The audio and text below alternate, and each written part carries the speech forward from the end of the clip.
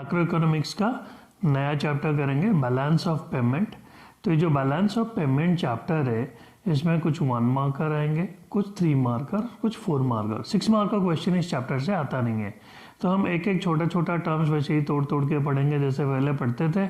तो पहला टर्म जो है इस चैप्टर का नाम जो है बैलेंस ऑफ पेमेंट, उसके ऊपर आता है 1 मार्कर है कि what do you mean by balance of payment या what is balance of payment. तो ये बैलेंस ऑफ पेमेंट है क्या, पहले कंसेप्ट समझ जाएंगे, फिर इसको जो है एक लाइन इंग्लिश में लिख देंगे।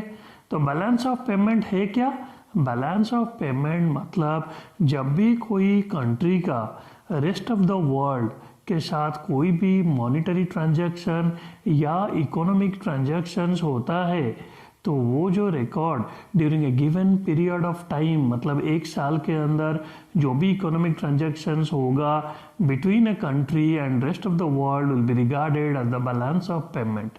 तो बैलेंस ऑफ पेमेंट का डेफिनेशन करेंगे। ये कितने मार्क का आएगा, ये आएगा 1 मार्क का। तो हम उसको तोड़ तोड़ के पढ़ेंगे। बैलेंस ऑफ पेमेंट क्या है भाई, ये स्टेटमेंट ऑफ अकाउंट्स है। तो किस चीज़ का, अकाउंट्स में किस चीज़ का रिकॉर्ड रखा जाता है, मॉनिटरी ट्रांजैक्शंस, या इसे हम बोल सकते हैं इकोनॉमिक ट्रांजैक्शंस। और ये किसका ट्रांजैक्शंस किसके बीच में होता है, पहला चीज़ of an economy with the rest of the world या of a country with the rest of the world. तो ये हमारा हो गया बैलेंस ऑफ पेमेंट। अब चलते हैं नेक्स्ट क्वेश्चन में। अब हम फिर से एक 1 मार्कर करेंगे, फॉरेन एक्सचेंज रेट। तो ये फॉरेन एक्सचेंज रेट क्या है, कोई अगर पूछेगा आलू का रेट क्या है, हम बोलेंगे 10 रुपया किलो। टमाटर का रेट क्या है, सपोज बोलेंगे 20 रुपया किलो। तो फॉरेन एक्सचेंज रेट जो है इसी नाम से ही इसको डिफाइन कर देंगे। किसका रेट, फॉरेन एक्सचेंज का रेट। तो फॉरेन एक्सचेंज जो है या तो ये डॉलर होगा, या ये पाउंड होगा, या ये येन होगा। तो कोई भी फॉरेन करेंसी हो, डॉलर सपोज 70 रुपीज़ है, $1 को हम अगर लेने जाएंगे तो 70 रुपीज़ पे करेंगे और हमें $1 मिलेगा। तो जैसे आलू का रेट 10 रुपया किलो था उसी तरह डॉलर का रेट 70 रुपीज़ हुआ। तो फॉरेन एक्सचेंज रेट क्या है, अब इसको 1 मार्क में डिफाइन करेंगे। तो क्या है, जिस रेट में हमें डॉलर मिलेगा, पाउंड मिलेगा, येन मिलेगा या यूरोज मिलेगा, तो जिस रेट से फॉरेन एक्सचेंज मिलेगा वो फॉरेन एक्सचेंज रेट है। The rate at which we obtain और the rate at which we exchange foreign currencies for domestic currency is regarded as foreign exchange rate. तो फिर से तोड़ तोड़ के पढ़ेंगे। तो क्या बोले भाई, ये रेट है, कौन सा रेट है, ये वो रेट है जिसमें हमें जो है फॉरेन करेंसी और डोमेस्टिक करेंसी हम एक्सचेंज करेंगे एक दूसरे के लिए। So the rate at which we obtain foreign currency in the terms of domestic currency is the foreign exchange rate. अब फिर से 1 मार्कर, फॉरेन एक्सचेंज मार्केट क्या है। जैसे हम बोलते हैं कि भाई कपड़ा लेना है तो सरोजिनी नगर मार्केट चलते हैं, तो वो हो गया गारमेंट मार्केट। उसी तरह इलेक्ट्रॉनिक आइटम्स चाहिए, इलेक्ट्रिकल आइटम्स चाहिए तो लाजपत नगर मार्केट जाते हैं। तो ये जो है इलेक्ट्रिकल इक्विपमेंट मार्केट हो गया। उसी तरह अगर हमें डॉलर, पाउंड, यूरो जिस मार्केट में ये मिलता है वहाँ अगर जाके लेंगे तो उस मार्केट को बोलते हैं फॉरेन एक्सचेंज मार्केट। तो foreign exchange market refers to a place where foreign exchanges are exchanged for domestic currencies. Foreign currencies are exchanged for domestic currencies. जैसे कि एग्जाम्पल है INA मार्केट। यहाँ पे जाएंगे, जैसे सब्जी वगैरह दाल चावल आटा मार्केट में मिलता है, INA मार्केट दिल्ली में अगर जाओगे तो आपको हर दुकान में जो है चार्ट लगा होगा, उसमें लिखा होगा भाई डेली बेसिस पे रेट बदलता रहेगा कि डॉलर इतना रुपया, पाउंड इतना रुपया, येन इतना रुपया, आप दो और वो लेकर आ जाओ। तो फॉरेन एक्सचेंज मार्केट क्या है, पहला चीज़ रेफर्स टू ए प्लेस, दूसरा चीज़ where foreign currencies are exchange for domestic currency. तो फॉरेन करेंसी और डोमेस्टिक करेंसी जिस जगह पे एक्सचेंज होते हैं वो जगह है foreign exchange market. Next question जो है वो है parity value. Parity value again 1 marker, हम ज़्यादा 1 मार्कर कर रहे हैं क्योंकि चैप्टर का वेटेज कम है तो 1 मार्कर उन्हें देना ही है। उसके साथ 2 क्वेश्चन आएगा, एक 1 मार्कर एक 3 मार्कर, या 2 1 मार्कर एक 3 मार्कर, एक 1 मार्कर एक 4 मार्कर। तो 4 to 5 मार्क्स का ये चैप्टर है तो इसीलिए हम 1 मार्कर जो है ज़्यादा कर रहे हैं। तो ये क्या है, पैरिटी वैल्यू। तो पैरिटी वैल्यू क्या है, जैसे डॉलर दे के मैं सपोज 70 रुपीज़ मुझे मिला, डॉलर दे के किसी से लिया मैं, तो डॉलर का रेट जो है 70 रुपीज़ है। तो जब भी कोई फॉरेन करेंसी का वैल्यू हम डोमेस्टिक करेंसी में एक्सप्रेस करेंगे तो वो उस फॉरेन करेंसी का पैरिटी वैल्यू है। लेकिन यहाँ पे थोड़ा सा और आगे ऐड करेंगे, थोड़ा सा और एडिशन है। तो क्या है कि या तो इन the terms of domestic currency या इन टर्म्स ऑफ गोल्ड, क्योंकि पुराने ज़माने में जो ट्रेड किया जाता है या तो पैसा दो या गोल्ड दे दो। तो पैरिटी वैल्यू क्या है, parity value refers to the value of a foreign currency in terms of domestic currency और गोल्ड। तो गोल्ड या डोमेस्टिक करेंसी टर्म में जब भी कोई फॉरेन करेंसी को हम एक्सप्रेस करेंगे तो उसका वैल्यू को पैरिटी वैल्यू बोलते हैं। 1 मार्कर ये हो गया। अब करेंगे नेक्स्ट। अब 1 मार्कर हम कर रहे हैं क्रॉलिंग पेग सिस्टम। तो ये क्रॉलिंग पेग सिस्टम 1 मार्कर क्या है ये बताने से पहले थोड़ा सा जो है ब्रीफिंग देना होगा। क्या है, जो फॉरेन करेंसी है जैसे डॉलर हो गया, पाउंड हो गया, कोई भी फॉरेन करेंसी हो गया तो उसका वैल्यू हम एक्सप्रेस करेंगे कैसे, in terms of domestic currency. Suppose rupee में हम एक्सप्रेस किए तो ये जो वैल्यू है ये फ्लक्चुएट होता है। क्यों फ्लक्चुएट होता है, क्योंकि जो मार्केट में डिमांड और सप्लाई फोर्सेस है, जैसे आलू का रेट आज 10 रुपये कल 11 रुपये है, क्यों भाई सप्लाई बढ़ गया, डिमांड कम हो गया, जिसके कारण प्राइस कम या ज़्यादा हो गया। तो उसी तरह फॉरेन करेंसी का भी डिमांड सप्लाई फ्लक्चुएट होते हैं, चेंज होते हैं। तो इसीलिए इनका प्राइस जो है वो भी चेंज होते हैं, वो भी फ्लक्चुएट होते हैं। तो ये जो प्राइस, जो रेट हम निकालते हैं किसी फॉरेन करेंसी का, 2 तरीका होता है। पहला चीज़ जो है, पहला मेथड को बोलते हैं फिक्स्ड एक्सचेंज रेट सिस्टम और दूसरा को बोलते हैं फ्लेक्सिबल एक्सचेंज रेट सिस्टम। तो ये फिक्स्ड एक्सचेंज रेट सिस्टम में क्या होता है, फॉरेन करेंसी का जो है वैल्यू जो है गवर्नमेंट फिक्स करता है, तो इसीलिए फिक्स्ड है। या तो भाई ज़्यादा वैल्यू लगा लेंगे या कम लगा लेंगे, तो ये दिक्कत होती है। लेकिन फ्लेक्सिबल में ये दिक्कत नहीं होता क्योंकि ये फ्लक्चुएट करता है मार्केट फोर्सेस के कारण।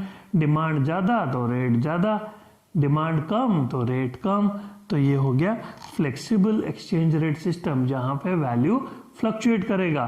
फिक्स्ड में वैल्यू फ्लक्चुएट नहीं करेगा, वो सेम रहेगा। तो ये दोनों जानने के बाद हम ये क्रॉलिंग पेग सिस्टम समझ पाएंगे, क्योंकि क्रॉलिंग पेग सिस्टम जो है ये पैरिटी वैल्यू से रिलेटेड है। अभी मैं बताया था कि किसी भी करेंसी का value in terms of another currency is it's parity value और इन टर्म्स ऑफ गोल्ड। तो ये जो पैरिटी वैल्यू है, जैसे डॉलर का रुपी में 70 रुपीज़ है, तो ये जो वैल्यू फ्लक्चुएट करता है, कभी कम होगा, कभी 72 होगा, कभी 69 होगा, कुछ भी हो सकता है। तो जब भी पैरिटी वैल्यू फ्लक्चुएट करेगा ±1%, उस सिस्टम को क्रॉलिंग पेग सिस्टम बोलते हैं। जैसे 2 पेग लगाओगे तो एक पैर आगे तो दूसरा पैर पीछे डगमगाएगा, तो ये वही है।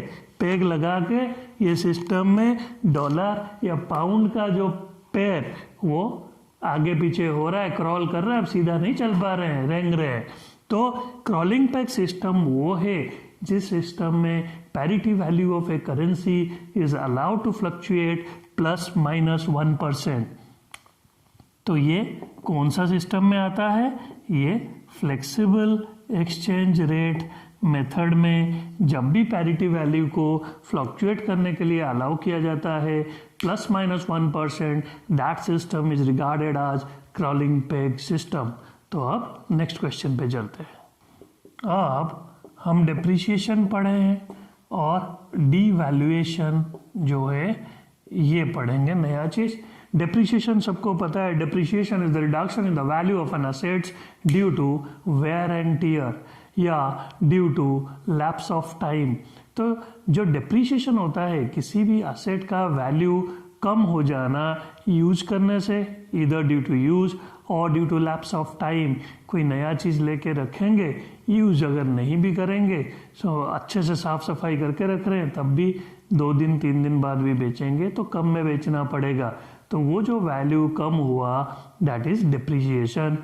तो उसी तरह करेंसी का जो वैल्यू है वो भी कम होता है, तो वो डिप्रिसिएशन कब कहलाता है और डीवैल्यूएशन कब कहलाता है, ये 2 चीज़ हमें जानना जरूरी है।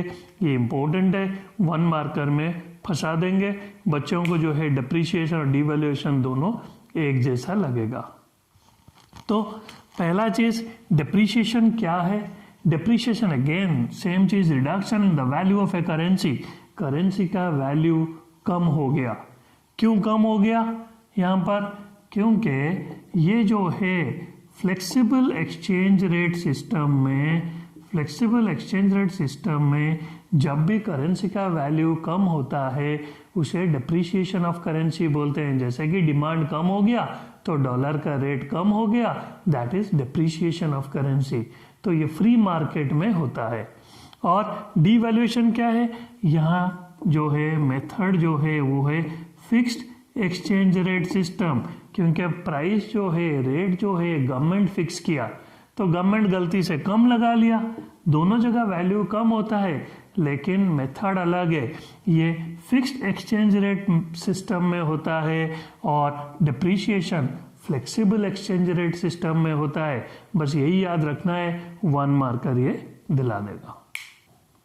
नेक्स्ट 1 मार्कर अनरिक्यूटेड रिसीट्स, तो ये भी 1 मार्कर है।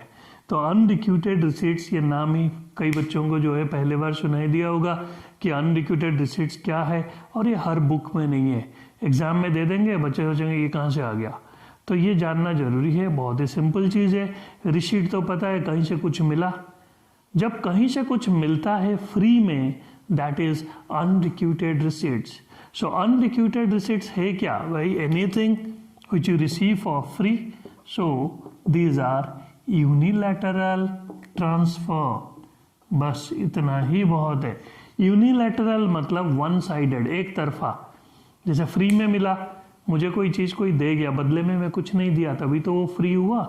तो जब एक तरफा पैसा आता है कंट्री के पास, जैसे बिल गेट्स आया घूमने के लिए इंडिया और जो है गरीबों के लिए एजुकेशन के लिए या हेल्थ के लिए 100 करोड़ डोनेट कर गया, $100 मिलियन। तो ये जो है इंडिया को फ्री में मिल गया, कुछ देना नहीं है वापस, लोन नहीं है। तो ये सब रिसीट जो है वो है अनरिक्यूटेड रिसीट्स, या उन्हें बोलते हैं यूनिलैटरल ट्रांसफर। तो अनरिक्यूटेड receipts refers to the receipts which are unilateral in nature, or they are known as unilateral transfer, or these are transfer for free. Example, donation, aid, gift, remittances, so on. Next जो है foreign exchange rate, ये हम पढ़ चुके हैं। अब question आएगा how is foreign exchange rate determined, ये निकालते कैसे हैं फॉरेन एक्सचेंज रेट। हम जो है 11th में माइक्रो में पढ़े थे, कोई भी चीज़ का अगर रेट निकालना हो, प्राइस निकालना हो, तो सिंपल हम उस चीज़ का डिमांड ले लेंगे, फिर हम उसका सप्लाई ले लेंगे। तो जहाँ पर डिमांड और सप्लाई इक्वल होंगे, that point is known as the point of equilibrium. तो the quantity as per that point is known as the equilibrium quantity and the price is regarded as the equilibrium price. तो इसी तरह हम price निकालते थे किसी भी चीज़ का, क्यों? क्योंकि यहाँ पर डिमांड और सप्लाई इक्वल है, मतलब consumer is ready to purchase, क्योंकि कंज्यूमर इस प्राइस में खरीदना चाहता है, डिमांड कर रहा है, and the supplier is ready to sell. So यहाँ पर ही इकोनॉमिक ट्रांजैक्शंस होगा, तो ये जो प्राइस निकला इसे बोलते हैं इक्विलिब्रियम प्राइस। उसी तरह कमोडिटी यहाँ पर आलू, प्याज, टमाटर के जगह अगर हम डॉलर ले लेंगे, कोई अगर फॉरेन एक्सचेंज ले लेंगे, तो ये पी के जगह आर हो गया, उसे फॉरेन एक्सचेंज रेट बोलते हैं, क्योंकि डॉलर का डिमांड और डॉलर का सप्लाई जहाँ पे इंटरसेक्ट किया, that is the point of equilibrium, और उससे जो रेट प्राइस निकला, डॉलर का प्राइस इज इट्स रेट। तो फॉरेन एक्सचेंज रेट कैसे निकलता है, 1 मार्कर पूछेंगे। How is foreign exchange rate determined? The foreign exchange rate is determined by the interaction of demand and supply forces in the market. इतना बता देंगे, 1 mark मिल जाएगा, diagram बना देंगे, खत्म। तो आज के लिए इतना ही। अब नेक्स्ट वीडियो में जो है इसी चैप्टर को आगे कंटिन्यू करेंगे। आज हम सिर्फ 1 मार्कर करें, फिर हम 3 मार्कर और 4 मार्कर करेंगे। तो आप लोगों को जो वीडियो नहीं मिलके बार बार फ़ोन कर रहे थे, परेशान हो रहे थे, मैं कोशिश करूँगा कि जितना जल्दी हो सके मैक्रो ख़त्म करके बिजनेस स्टडीज़ भी ख़त्म कर दूँगा, ताकि प्री बोर्ड में सबका अच्छा हो जाए। Thank you.